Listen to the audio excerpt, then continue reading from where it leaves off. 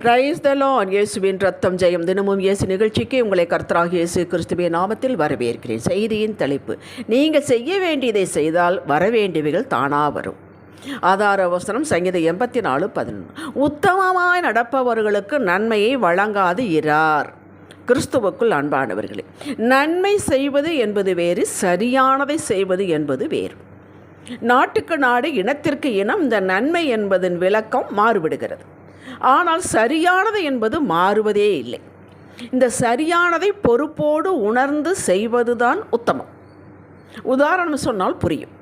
சவுல் ராஜா தேவ கட்டளைக்கு கீழ்ப்படியாமல் மக்களை பிரியப்படுத்த சில காரியங்களை செய்துவிட்டார். சாமுவேல் தீர்க்கதரிசி சவுல் கொடுத்த விளக்கம் பதிலை ஏற்றுக்கொள்ளவில்லை. அதற்கு மாறாக சாமுவேல் பதில் சொல்கிறான், விளக்கம் கொடுக்கிறான். கர்த்தருடைய சத்தத்துக்கு கீழ்ப்படுகிறதை பார்க்கிலும் சர்வாங்க தகனங்களும் பலிகளும் கர்த்தருக்கு பிரியமாயிருக்குமோ? பலியை பார்க்கலும் கீழ்ப்படிதலும் ஆட்டுக்கடாக்களின் நினைத்தை பார்க்கலும் செவி கொடுத்தலும் உத்தமம்.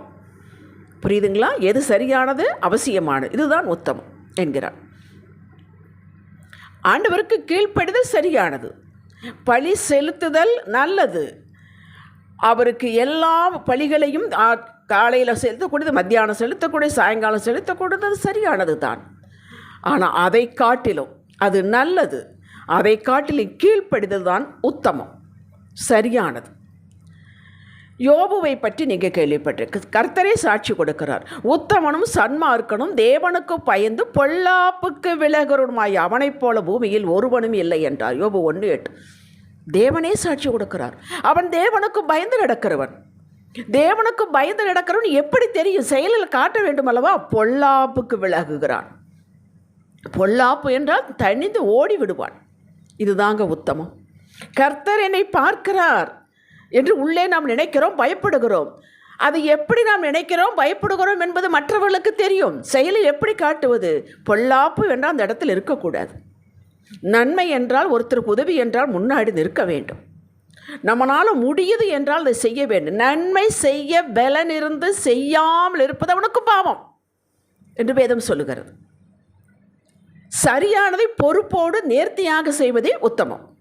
உத்தமத்தில் நடப்பது என்பது இதுதான். வேதம் ஒரு விசுவாசியை, ஆண்டவருடைய பிள்ளை இப்படி நடக்க வேண்டும், செயல்பட வேண்டும் என்று வரையறுத்து கொடுத்திருக்கிறது. அது முடிஞ்சா கொஞ்சம் செய்ய, முடியாட்டி விட்டுன்னு சொல்லவே கிடையாது.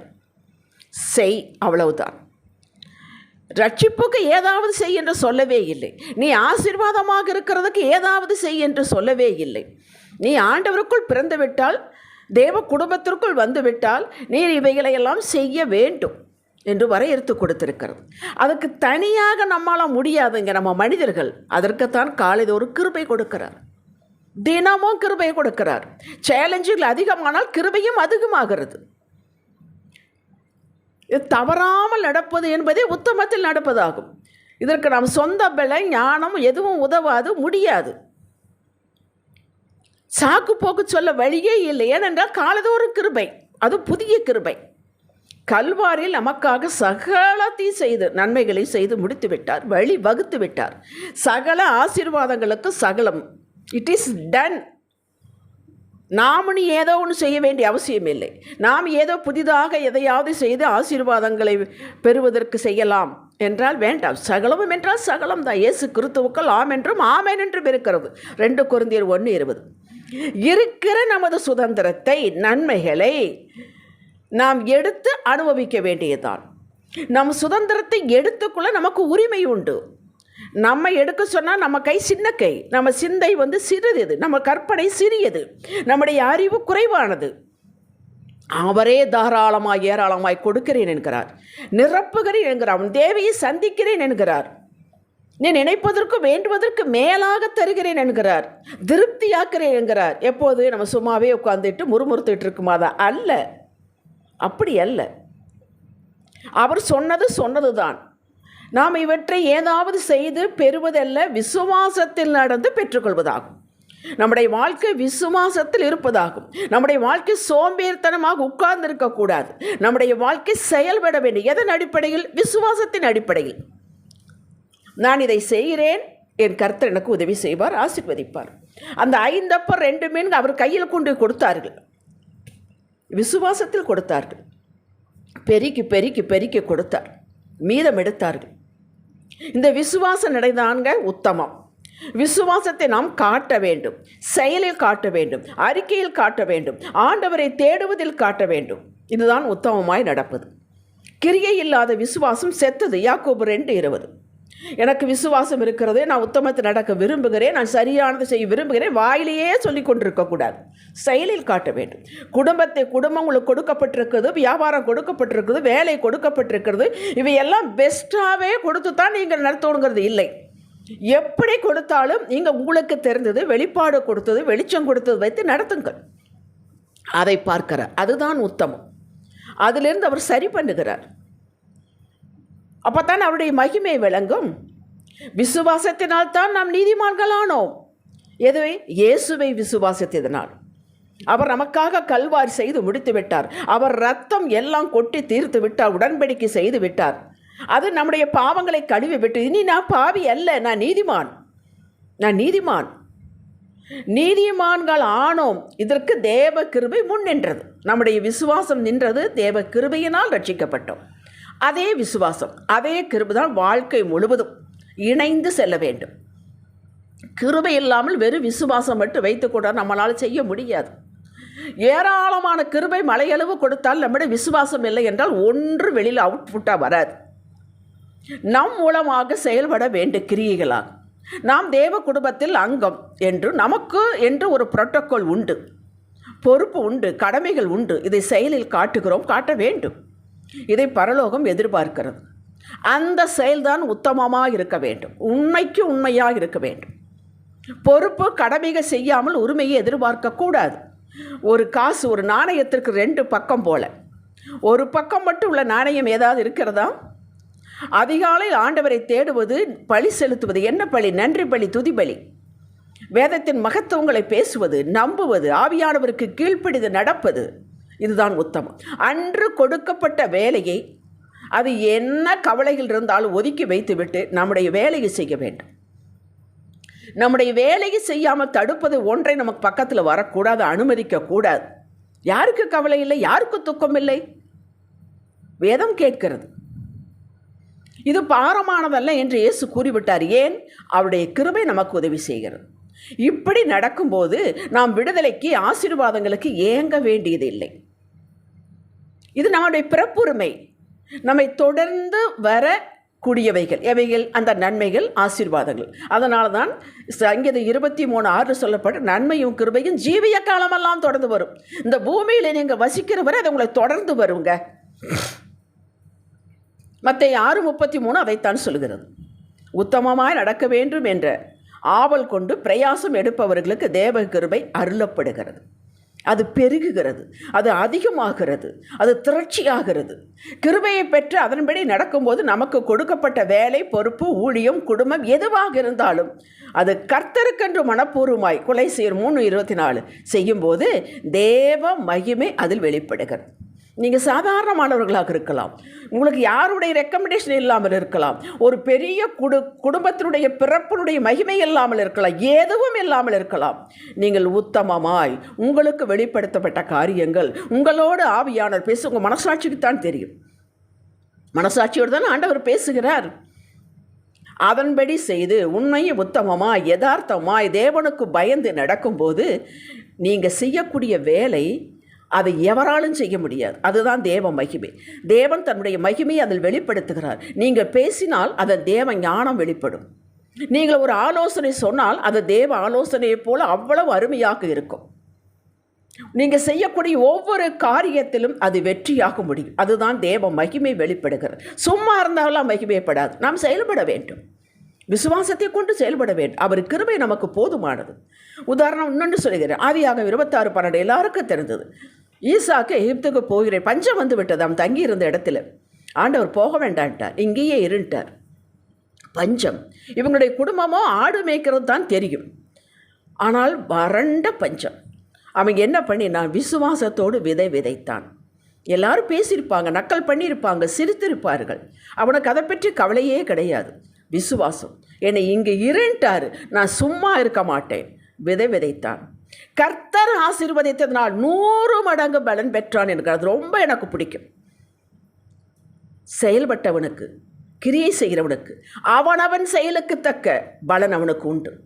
அவன் இப்படி வறட்சியாக கிடக்கிறதே, மழையே இல்லையே, பூமியெல்லாம் வறண்டு வெடித்து கிடக்கிறதே, அது உங்களுக்கு தெரியுமே, நான் என்ன செய்யட்டும் அப்படி என்று சும்மா இருக்கவில்லை. விதை விதைத்தான். கர்த்தர் இதை பார்த்தார், ஆசீர்வதித்தார். இதுதாங்க உத்தமத்தை காட்டுவது, தேவ மகிமை வெளிப்படுவது. இதுதான் நாம் உத்தமத்தை காட்டும் பொழுது, விசுவாசத்தை காட்டும் பொழுது அவர் தம் மகிமையை நாம் மூலமாக வெளிப்படுத்துகிறார். மரியாள் தேவ வார்த்தைக்கு கீழ்ப்படிந்தாள். கன்னிப்பெண், அவளுக்கு என்கேஜ்மெண்ட் முடிந்து விட்டது. லூக்கா 1:38 விளக்கம் கொடுக்கிறான் தேவதூதன். உடனே ஏற்றுக்கொண்டாள். இதோ நான் அடிமை, உங்களுடைய வார்த்தையின்படி எனக்கு ஆக கடவுள், யார் என்ன கேவலமாக பேசுகிறாலும் பரவாயில்லை. ஏற்றுக்கொண்டாள், கிருபை பெற்றாள், தேவ மகிமை வெளிப்பட்டது. எப்படி? இயேசுவை பெற்றெடுத்தாள். தாவீது அபிஷேகம் பண்ணப்பட்டவன், அவருடைய எல்லா இனஜன குடும்பத்துக்கு சகோதரர் மத்தியில் அபிஷேகம் பண்ணப்பட்டவன். அபிஷேகம் பண்ணப்பட்டவன் உடனே அவனுக்கு கிரீடம் ஒன்றும் தலையில் வைக்கல. அடிமைக்குத்தான் போனான், சவுலுக்கு உதவி செய்யத்தான் போனான். ஆனால் அது உண்மையாய் செய்தான், உத்தம இருதயத்தோடு செய்தான், தேவ பயத்தோடு செய்தான், தேவனை விடாமல் தேடினான். மகிமை அவன் மூலமாக வெளிப்பட்டது. எப்படி வெளிப்பட்டது? கோலியாத்தை வீழ்த்தினானே, இஸ்ரேல் ஜனங்கள் அத்தா பெரிய படை போய் ஒளிந்து கொண்டது கூடாரத்துக்குள். இந்த சின்ன பையன் போய் அவ்வளோ பெரிய கோலியாத்தை வீழ்த்தினான். கேட்டீர்களா? மகிமை வெளிப்பட்டது. உத்தமமாய் நடந்தான், தேவனுக்கு பயந்தான், கீழ்ப்படிந்தான், சொன்ன வேலையை அப்படியே செய்தான். அவங்க அப்பாவை இவங்க அண்ணன்மார்களை பார்த்துட்டு வர்ற கீழ்ப்படிந்து போனான். எஸ்தர் புஸ்தகம் உங்களுக்கு எல்லாருக்கும் தெரியும். தாய் தகப்பனற்றவள், மொர்தெகாயுடைய வளர்ப்பு பிள்ளை. அவளை அரமனைக்கு கன்னி மாடத்திற்கு கொண்டு போன, நிறைய கன்னிகளை கொண்டு போனார்கள். அவர்கள் 1 வருஷத்துக்கு அவளை சுத்திகரிப்பு நடக்கிறது. அங்கே என்ன கொடுத்தாங்களோ அது மட்டும் போதுன்ட்டான். ஆண்டவருடைய கண்கள் கிருபை கிடைத்தது. அகாஸ்வர் ராஜா அவளுடைய ராஜாத்தியாக ஏற்றுக்கொண்டான். அது மட்டுமா? யூதர்களுக்கு ஒரு பெரிய எதிர்ப்பு ஆமான் மூலமாக யூதர்கள் முழுவதும் அழிக்கப்பட வேண்டும் என்ற கட்டளை பிறந்து விட்டது. உபவாசம் இருந்தால் அதுதாங்க உத்தமம். சரி, கட்டளை பிறந்து விட்டது, நடந்துதான் தீரு, நம்ம என்ன பண்ண முடியும், தடுக்கவே முடியாது. அப்படி இருந்தாலா?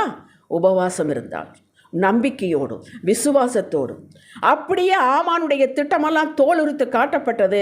ஆமான் தூக்கிலிடப்பட்டான், யூதர்கள் காப்பாற்றப்பட்டார்கள். அதுதாங்க தேவ மகிமை வெளி ரிசல்ட். நீங்கள் ஒருத்தருக்கு ஜெபித்தீர்களானால் உத்தமமாய், உண்மையாய், விசுவாசத்தோடு, ஐயோ இவங்களுக்கு இது நடக்கணுமே என்று ஆண்டவர் கேட்டீர்கள் என்றால், வார்த்தை வைத்து கேட்டீர்கள் என்றால் அது கட்டாயம் நடக்கும். அதுதான் தேவ மகிமை வெளிப்படுதல்.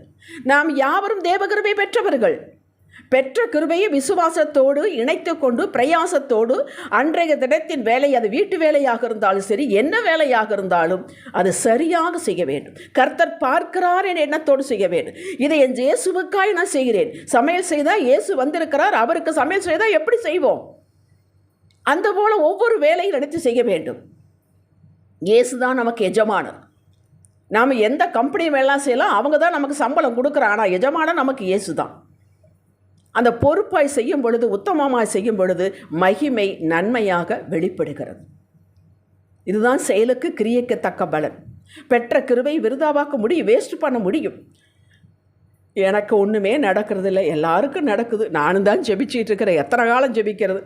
முறுமுறுக்கிறது, சோம்பேறித்தனமாக இருக்கிறது, செல்ஃபோனை நோண்டுவது, குறுக்கு வழி தேடுவது. இன்று பெரும்பாலான விசுவாசிகள் குறுக்கு வழி தான்.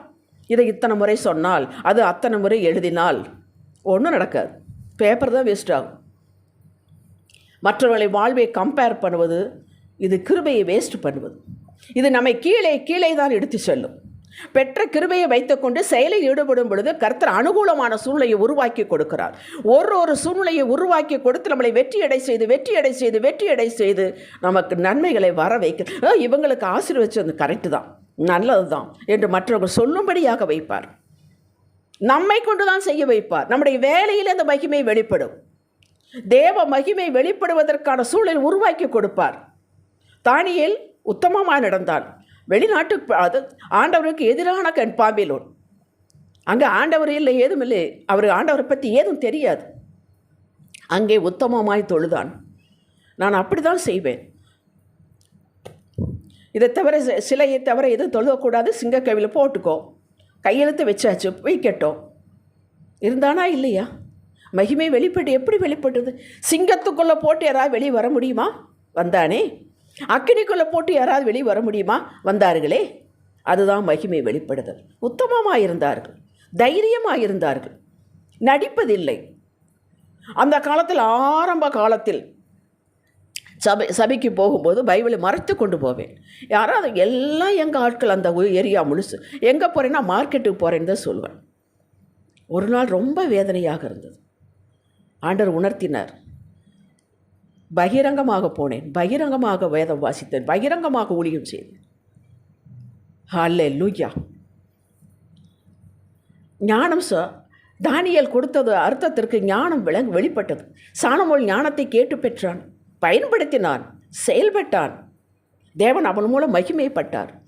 அன்பர்களே, ஒப்பற்ற மகிமை உங்களுக்குள், அது வெளியே கொண்டு வர வேண்டும். தேவ மகிமை உங்கள் மூலமாக வெளிப்பட வேண்டும். அதுக்கு உங்களிடம் உத்தமத்தை எதிர்பார்க்கிறார், உண்மையை எதிர்பார்க்கிறார், தேவ பயத்தை எதிர்பார்க்கிறார், கீழ்ப்படுதலை எதிர்பார்க்கிறார். உங்களால் என்ன முடியுமோ அதை யதார்த்தமாக செய்ய எதிர்பார்க்கிறார். மாடா உழைத்து ஓடா தேய வேண்டிய அவசியம் இல்லை. கொடுக்கப்பட்டதில் உண்மையும் உத்தமமாக இருந்தால் போதும். உங்களை உயர்த்தாமல் சாட்சியாய் வைக்காமல் அவர் விடவே மாட்டார். ஜெபிக்கலாம். தகப்பனே, உத்தமமாய் நடப்பதற்கு தடையான காரியங்கள், மேட்டுமை, சோம்பேறித்தனம், கம்பேர் பண்ணுவது, முறுமுறுப்பது, கசப்பான வேர், குறுக்கு வழி தேடுவது, இவைகளை எல்லாம் என்னை விட்டு விளக்குங்கப்பா. என்னுடைய எல்லைக்கு இது வரக்கூடாதப்பா. பெற்ற கிருபையை வீணாக்காமல் ஆவியானவருக்கு கீழ்ப்படுத்தி தெய்வ பயத்தோடு நடக்க விரும்புகிறேன். உதவுங்கப்பா, இயேசுவே நாமத்தில் பிதாவே. இன்றைய சிந்தனைக்கு இதில் எனக்கென்ன லாபம், இதில் எனக்கென்ன லாபம் என்று பார்க்காமல் ஆண்டவர் செய்ய சொல்லியிருக்கிறார், நான் செய்கிறேன். இதுவரையில் ஒன்றுமே நடக்கலே, பரவாயில்லை, நடக்கும், நடக்காமல் போகாது என்று விசுவாசத்தோடு தேவ வழியில் தினமும் நடப்பேன். விசுவாசத்தை செயலில் காட்டுவேன். ஆமேன். அல்லேலூயா.